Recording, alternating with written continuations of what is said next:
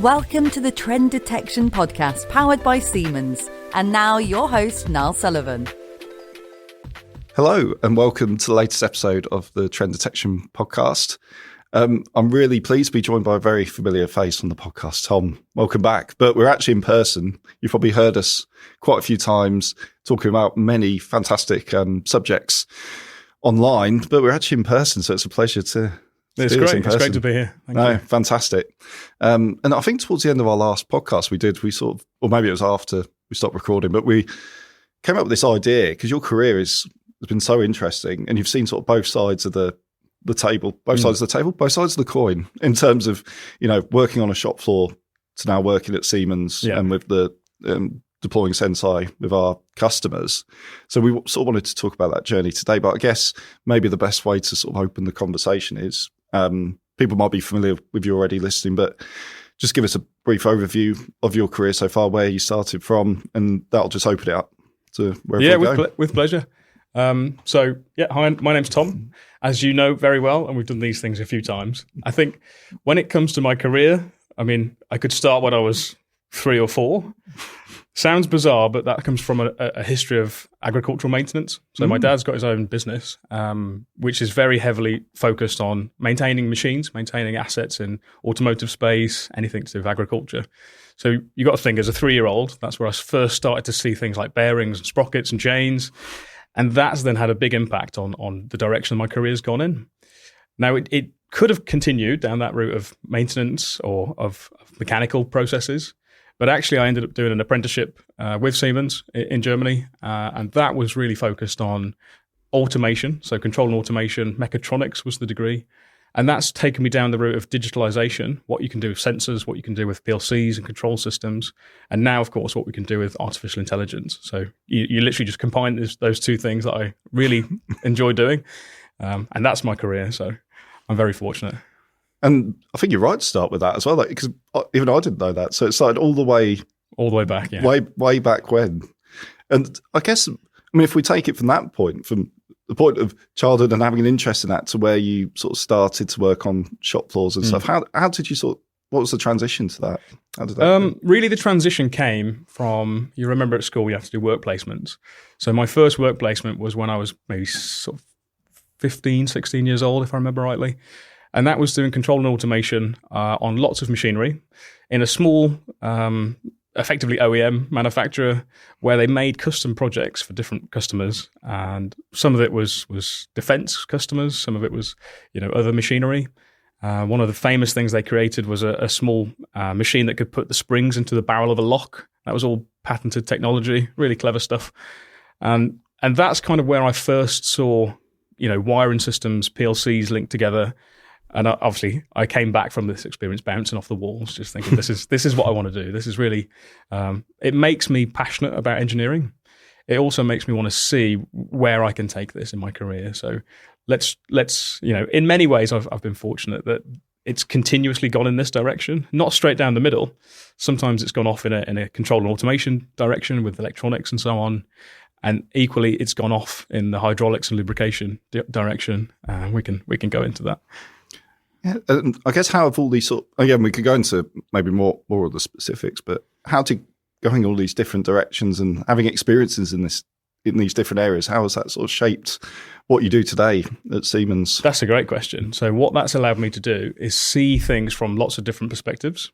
If I walk into a customer, I can understand pretty well the kind of problems that they're going to face. As a solutions engineer, pre-sales engineer, that's really what we need to be able to do very well. So that's being able to understand which assets are critical. What does downtime mean in a certain facility? So you have to have a good understanding of, mechanical degradation. How does a bearing fail? Why would it fail? Is it due to the oil that you use, the lubrication system, the pump that supplies that lubrication oil? There's lots and lots of different failure modes in a facility. And then you start to look at entire production lines. So there's loads and loads of different assets. You start to look at, entirely different processes. Famously, we're agnostic at Senseye. So that's everything from a steel mill, a paper mill, a food and beverage facility, a pharmaceutical process. So I've seen lots and lots of different machines. I've seen how they fail. And then crucially, how to offer solutions and offer suggestions to fix those things, which we have done now very successfully. Yeah, I guess that was the question I was going to ask. Maybe you answered it a little bit there, but how, what sparked the interest in predictive maintenance? When did you first come across it, maybe as a concept in your own sort of day-to-day? I think predictive maintenance for me really became my main topic of focus, being the head of an Industry 4 development division. This was for another German equipment manufacturer and parts supplier, and really there, what I was able to do was lead a team, lead the division of, what are we trying to achieve? We're trying to digitalize hydraulic lubrication systems. And that's where I first saw, with things like tribology and what you can do by analyzing a fluid, how that impacts the way the machine's going to degrade from that point onwards. So it's not in a failing state at the moment, but it's going to get into a failing state pretty quickly. So you need to be able to anticipate, and there's a lot of money to be made as well in if you can anticipate when that failure is going to take place. So my sort of focus there, I think, was probably the best word to use, is how do we do this? Which sensors should we use? Which equipment do we need to make that happen, most effectively? And as I've then gone into it, you start to realize that time-based maintenance is a certain element of it. But really, with predictive maintenance, you can remove standard time-based intervals and convert it entirely to an intelligent software that's just looking at the health of a system. Exactly, I often say this as like an individual patient in a hospital or in a surgery, is effectively how you should look at every machine. So we see this with a filling line, let's say. Every piece of equipment there has its own ailments, its own history. If you can document that in a piece of software, you've got some clever AI that can monitor it, suddenly you can anticipate pretty accurately as well, when is it going to fail? How is it going to fail? What do we need to do to anticipate that and to mitigate that downtime or over maintenance that we might be doing? So it's a real fascination from my perspective to see how you can solve mechanical problems with a piece of software. And the fact you've seen sort of both sides, does that must make it easy when you're speaking to customers today, that you're not just, I've only worked in software and I know this and that. You've actually seen what they've seen, experienced what they've experienced. That Absolutely. Must help greatly, right? I think it really helps to do with respect from a certain degree, because if the customer can understand that I understand their problem, I've surprised a few customers as well in the past, because I think typically solutions engineers have to have been through the mill. Ironically, steel mill, paper mill, you name it. But you end up having to have seen lots and lots of different things. And I've been fortunate enough to have seen loads at the age of 30. So, and also what I've seen very often as well is how intelligent, and I really mean this, the standard maintenance engineer is becoming. It's no longer someone who just uses spanners and certain mechanical tools to fix things. They know how to diagnose problems. They know how to interact with software and maybe do some controls and automation stuff on the side to interrogate a failure code on a PLC or something like that. So we're starting to see a little bit of a shift in industry, which aligns well to my skill set. And actually, that leads very nicely onto this question about maybe, because on the face of it, working on the shop floor and working now as a solution engineer at Siemens are completely different things. But by the sound of it, they're getting closer and closer together. Maybe. They are. They're getting much closer because of how intelligent the software is getting. So for many, many years, we've had the ability to do condition monitoring, so condition-based maintenance, where you can just effectively see in a software if temperature equals 80 degrees, then we send an alert. And that's been possible for many, many years, decades. But now with the dawn of artificial intelligence and how intelligent it's now getting, we end up in a situation where the software can anticipate based on live telemetry, historical, data from that machine, looking at the PDF documents, any other document that we've got, a manual, a user spec sheet, anything like that. It can now read it and look down through the document, see what oil you need, what problem is there to be fixed, exactly the steps you should take to change a filter or to change a bearing. And that's really fascinating from my side because, we're gonna see this get much, much closer. And we'll end up, I'm sure, in about 5 or 10 years where we can't even imagine maintenance without having this intelligent software bolted onto the side of it. And I guess to that point, would you say that PDM or predictive maintenance, give it its full title, is becoming more accessible now compared to when you first working on the shop floor, for example, it's more accessible to maintenance engineers and organisations as a whole. It is. Yeah, it is. That's a great question because what you need to try and do is understand how do we build the algorithm.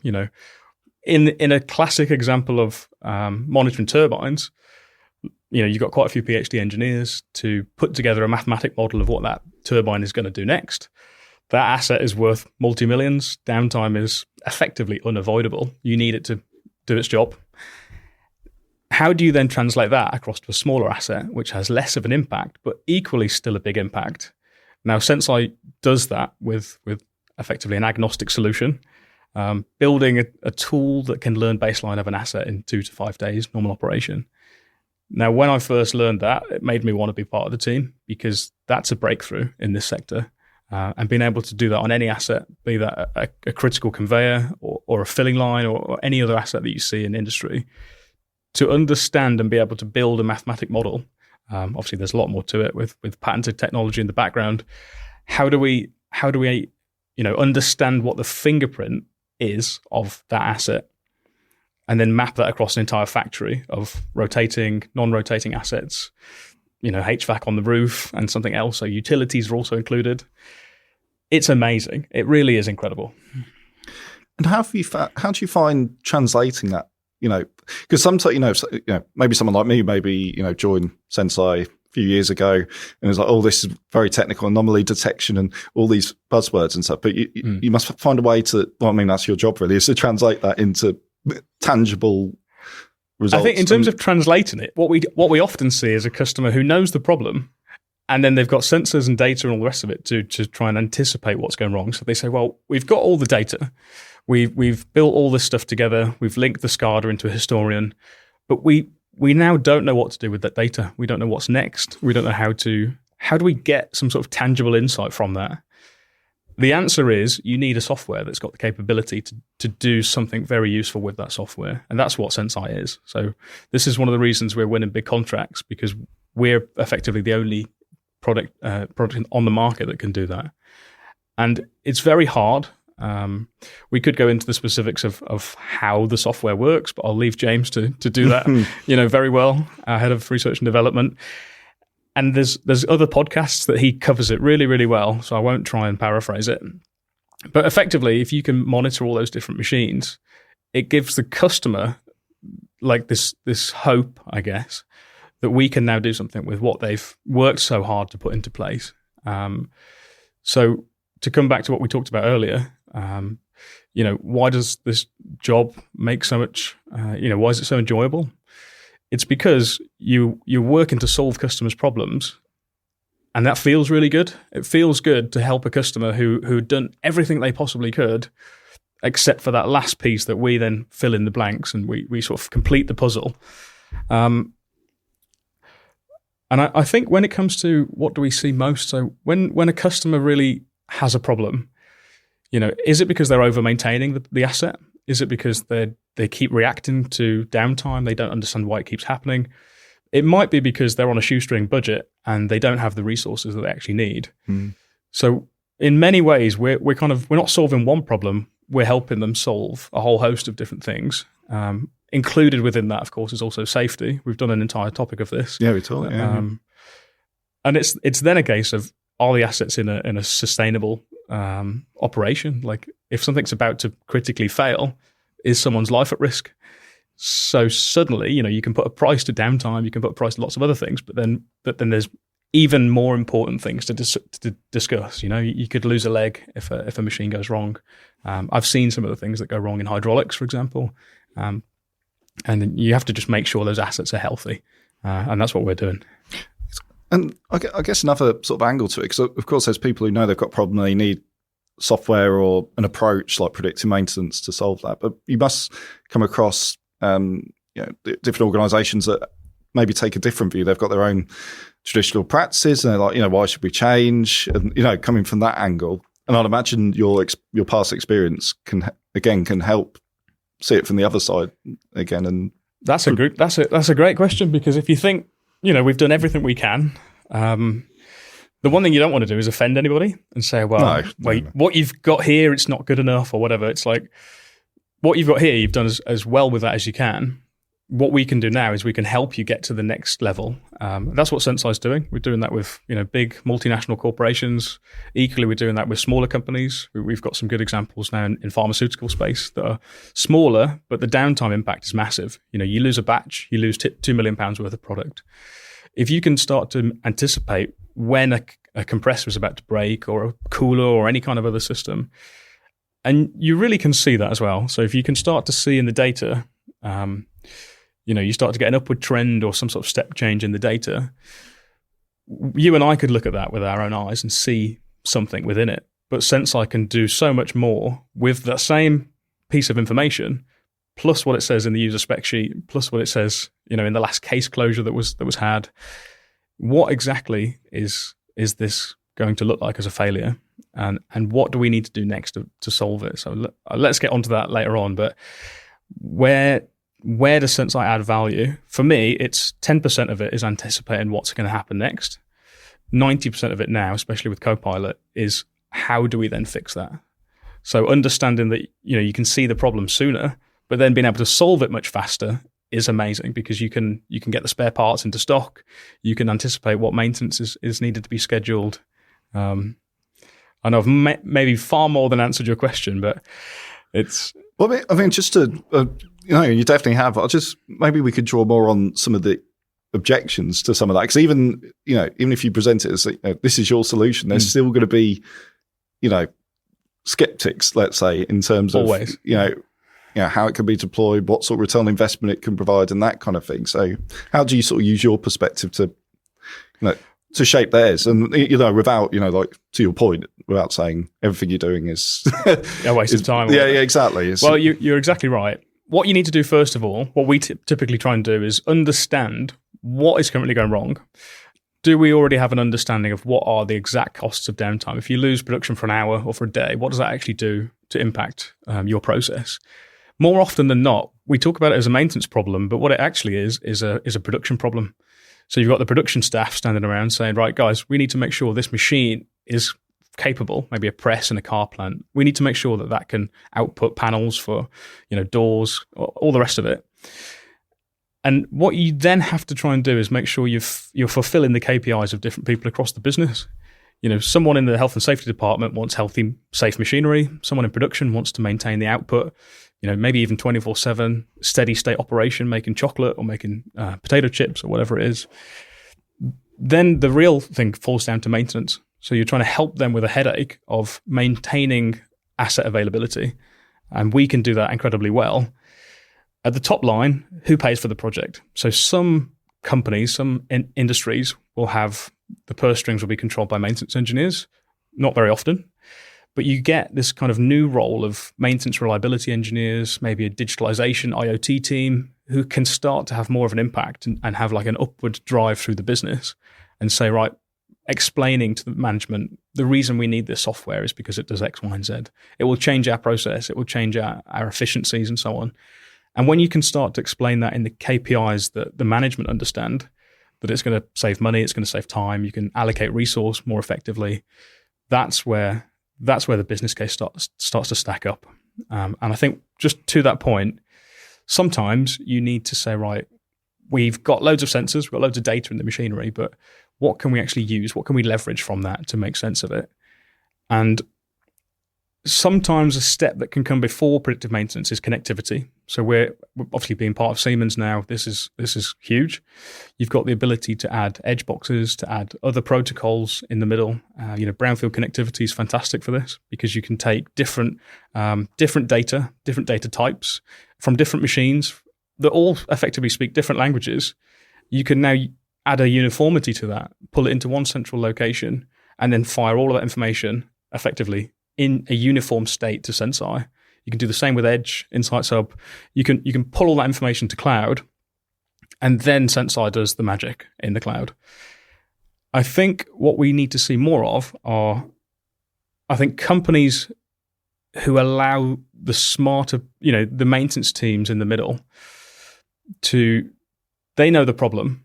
They're trying to tell you that they've found this fantastic solution. I'm speaking from experience here. And then we kind of need to do better to explain the business case of this is how it's going to impact, downtime, over maintenance, over stocking spares that we don't need those. You see that a lot in the shipping industry, where you have to carry those spares with you all around the world. And if you only knew that asset is perfectly fine, you don't need to, do anything with it. It's a risk that you could take, but it's a calculated risk now based on intelligent software that you learn to trust.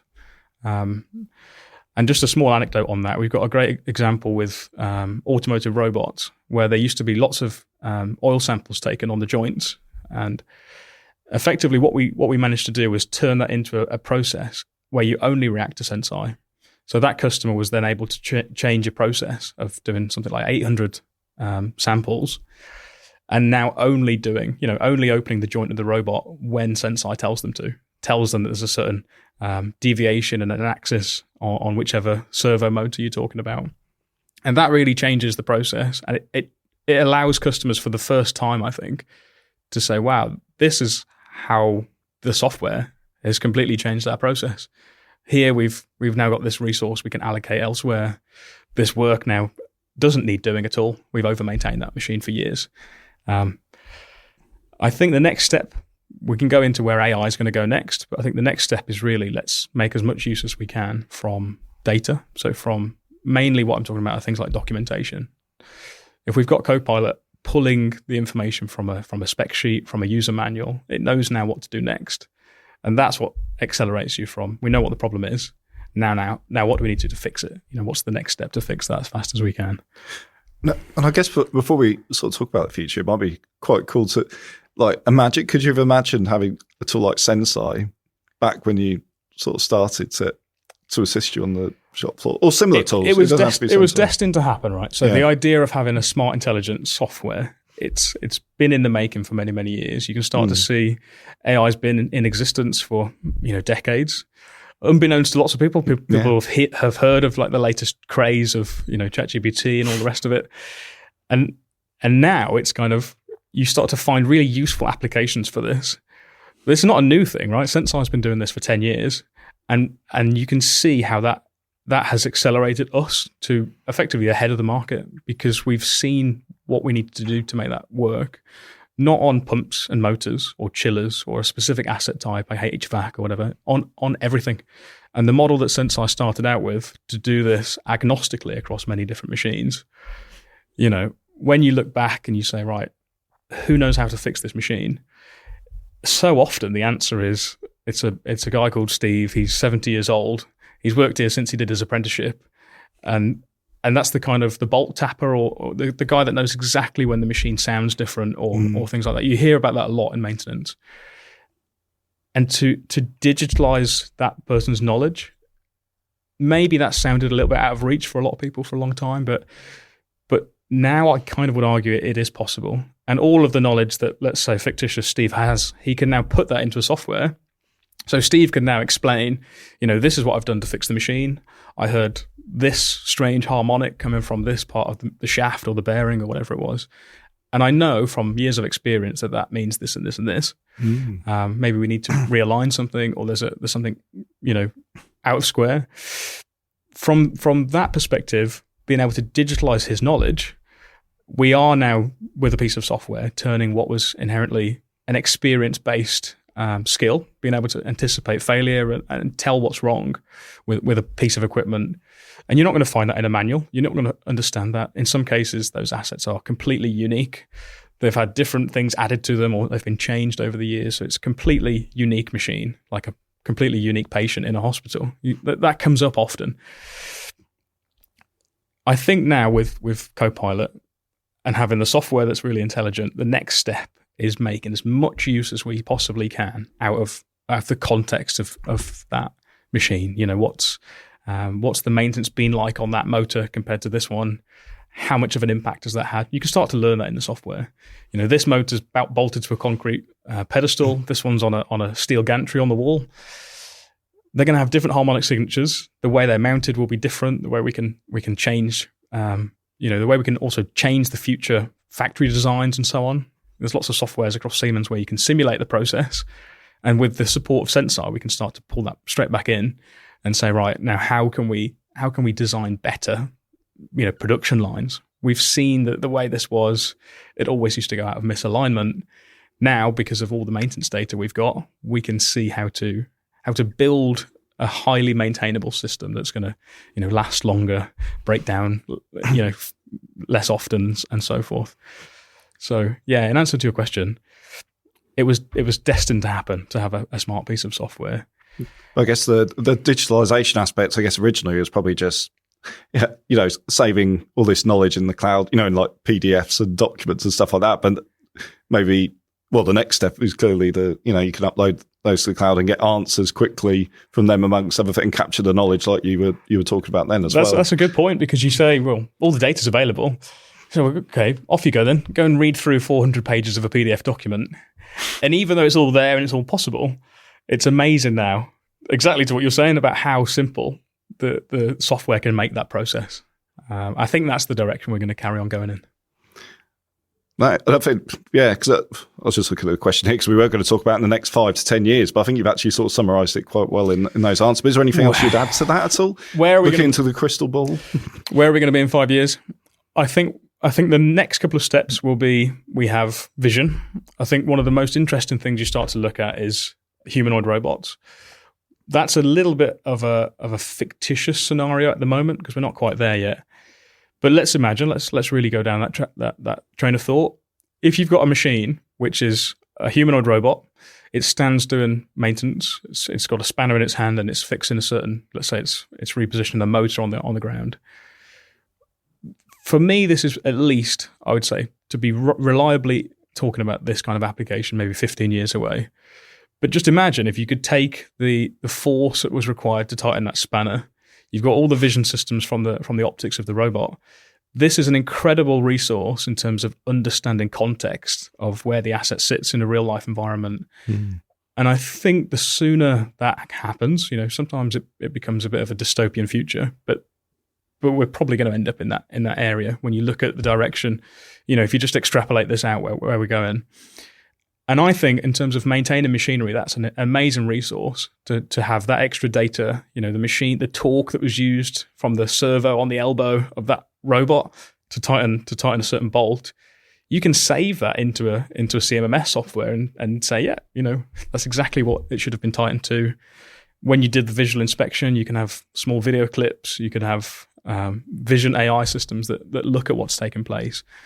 In the near term, we need to start seeing more of a use of Copilot, more of an understanding of if you feed all of this information into the software, it gets infinitely smarter, right? So if you've only got the ability to, see, let's say, torque, pressure, temperature, and flow on a system, if you then have, I'm not talking about vision, if you just have the ability to fill in what the maintenance teams have done, upload the right PDF documentation, it starts to very quickly build a very broad picture of what's going on.